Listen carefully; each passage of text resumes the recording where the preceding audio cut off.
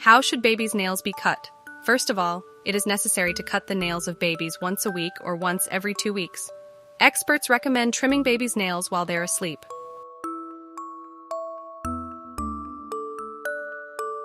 The period that experts agree on cutting the baby's nails is the period when the baby is 6 weeks old. This will prevent the nails from growing excessively and will allow the nails to grow properly. When trimming babies' nails, it is best to use a special baby nail clipper. Try to keep babies' nails short and blunt as they can scratch their face. If you can't cut it, you can use gloves. Gloves prevent him from sucking his fingers and opening and playing with his hands. After cutting the nails, you can soften the sharp corners with a fine file. Having a helper while cutting nails can make the job easier.